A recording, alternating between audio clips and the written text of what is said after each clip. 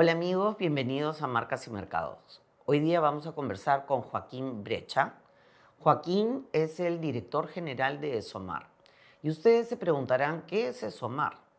ESOMAR es la European Society for Opinion and Marketing Research, fundada en 1948 con la misión de fomentar, promover y elevar la investigación de mercados en todo el mundo.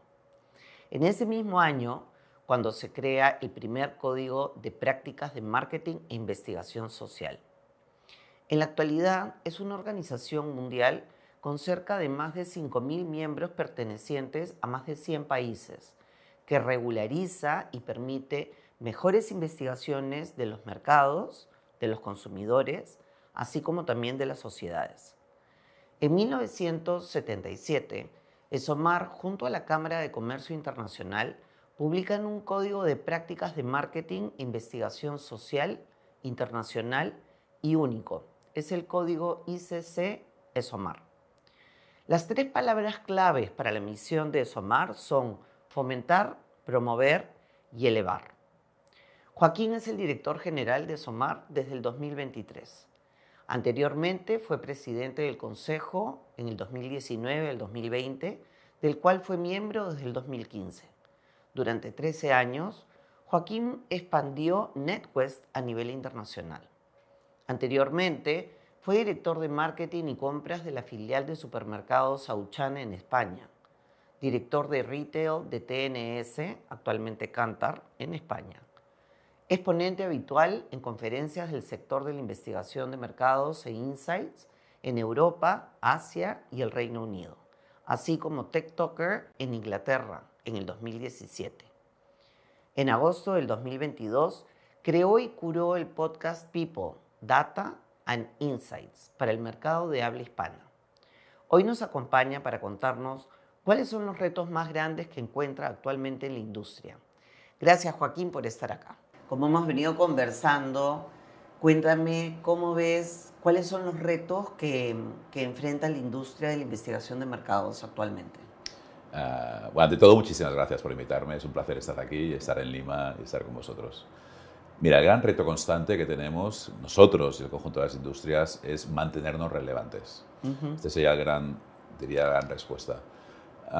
Tenemos muchísimas cosas a favor para ser relevantes. De hecho, el COVID fue un momento crucial en el que los grandes decisores se dieron cuenta que tenían que estar muy cerca de los rápidos cambios que sufrían sus clientes, sus usuarios, los ciudadanos, ¿no? Con lo cual, todo lo relativo a los datos de comportamiento, de opiniones, de preferencias, todo relativo a entender cómo las personas estamos mutando en nuestras preferencias, es clave. Entonces, si partimos de aquí, nuestro sector es un sector floreciente y un sector con grandísimo futuro para ser relevante.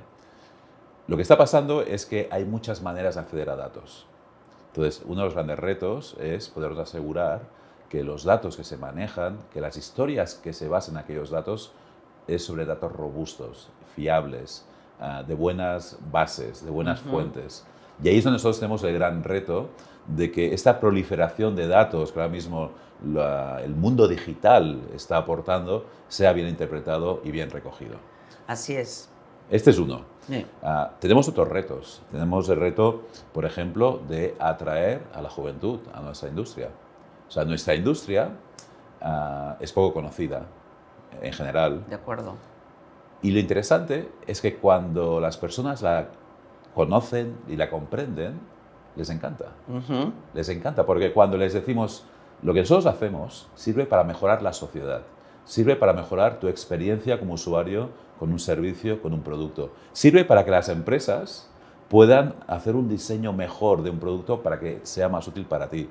Sirve para que los gobiernos entiendan qué te preocupa y puedan establecer políticas que solucionen tus intereses. Sirve para toda una serie de cosas que en definitiva hacen que la sociedad sea mejor. Tú sabes que de hecho yo soy publicista y siempre me encantó la investigación de mercados, pero te la enseñan como un curso dentro de la carrera de comunicación, ¿no? Y finalmente, después de trabajar 13 años en publicidad, decidí que lo mío era la investigación de mercados. Y hace 24 años trabajo en Ipsos. Y la verdad es que me encanta, porque es exactamente lo que tú dices. ¿Cómo hago, cómo ayudo a las empresas a que mejoren la calidad de vida de las personas, de la sociedad? ¿Cómo los políticos pueden diseñar estrategias para mejorar la calidad de vida de los ciudadanos? Porque tenemos voz y nos tienen que escuchar. Cuéntame, Joaquín, ¿qué piensas de la inteligencia artificial? Mira, como toda gran revolución tecnológica, ahora mismo estamos en la fase de la especulación. ¿Vale? Si miras en historia, me gusta la historia, hay una primera fase especulativa del totum revolutum, y está esta gran frase que dice que en el corto plazo tendemos a sobredimensionar el efecto y tendemos a subdimensionar en el largo plazo. ¿Qué quiere decir esto? Que en el corto plazo tenemos la sensación de que, wow, esto va a cambiar absolutamente todo y lo va a hacer ya. Y no es tan cierto. Hay todo un progreso, hay toda una evolución. De hecho, en muchas grandes aparentes revoluciones tecnológicas se han quedado en el camino. Que ha habido un gran eco, una gran hype, que dicen los ingleses, ha habido un gran ruido y luego no ha pasado nada. Podemos pensar en muchas tecnologías precedentes. Metaverso, en fin. You name it, que dicen los ingleses. Esta va en serio. Esta va en serio. Esta es real. Esta no es una moda.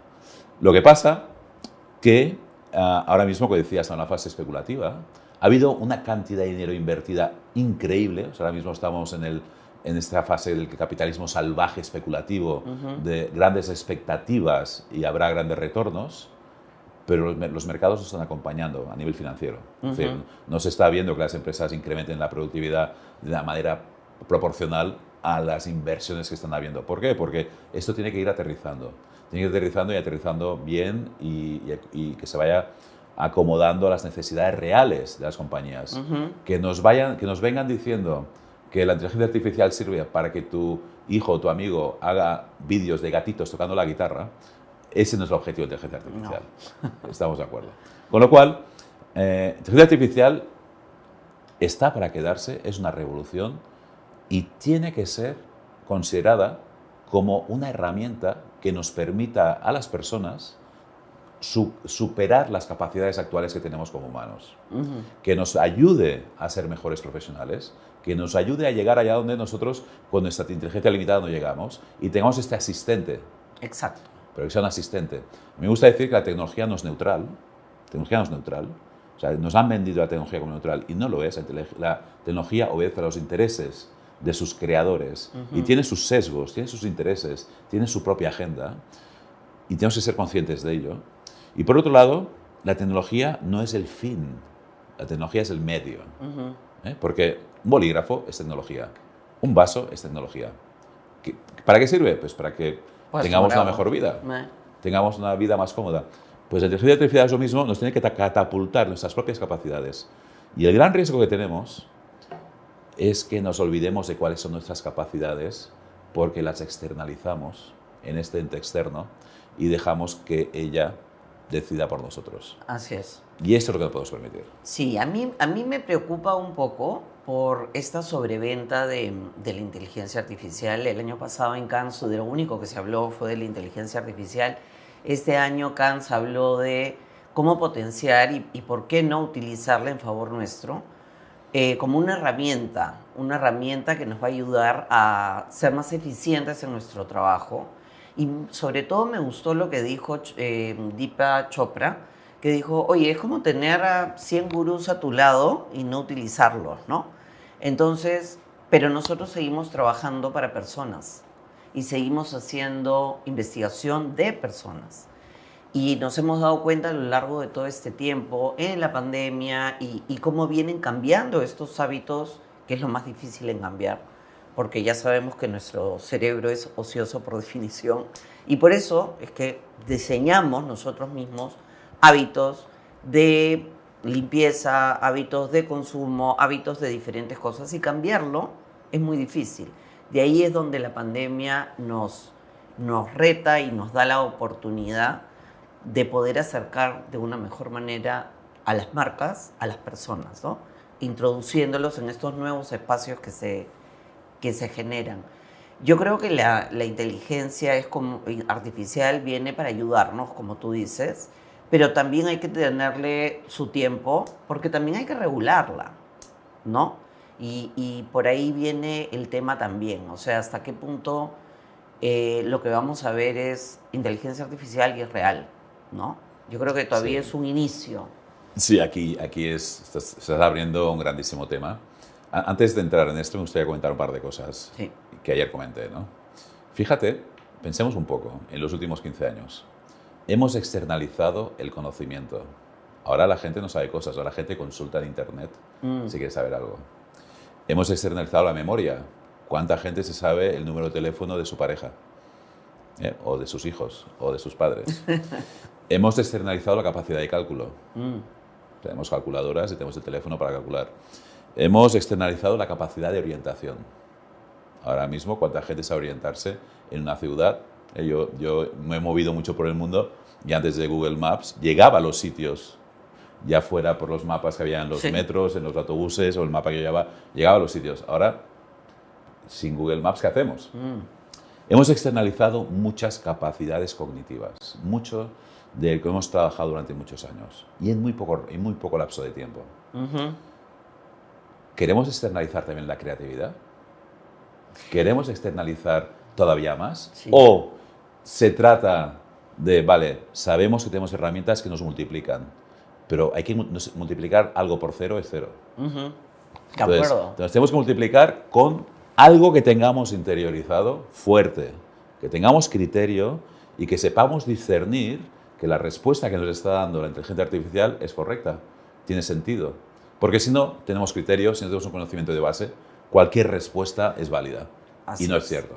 Sí. Y si lo digo, bueno, y antes de esto, o sea, el coche se inventó, bueno, es muy interesante la evolución del coche y la invención del coche y cómo explota, es muy, muy interesante, pero no voy a entrar en ello. Pero el coche se inventó y lo tenemos, pero no hemos dejado de caminar. No. Seguimos caminando. Entonces, tenemos que ser conscientes que sí, que tendremos inteligencia artificial que será nuestro coche, no podemos dejar de caminar, no podemos olvidar de caminar. Entonces, volviendo a lo que tú decías, se abre un mundo increíble, un mundo inmenso, un mundo que a algunos asusta, otros lo ven como una gran oportunidad, como siempre. El problema está, yo siempre digo lo mismo, cuando la NASA envió el Apolo 11 a la Luna tripulado, para cada posible evento trágico que pudiera pasar había un plan A, B, C, D, E. O sea, estaba todo, vamos a intentar pensar todas las posibles opciones que puedan pasar y cómo lo vamos a corregir. Estamos en una carrera con la inteligencia artificial que va a tener repercusiones en todos los campos de la humanidad y no hay nadie pensando en un plan B. Así es. Ni un plan C. ¿Cómo revertir?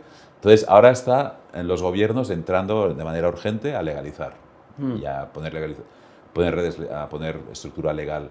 Pero como siempre, la tecnología soportada por millones de dólares del tecnocapitalismo y de los especuladores, va siempre mucho más rápido que el legislador, mucho más rápido.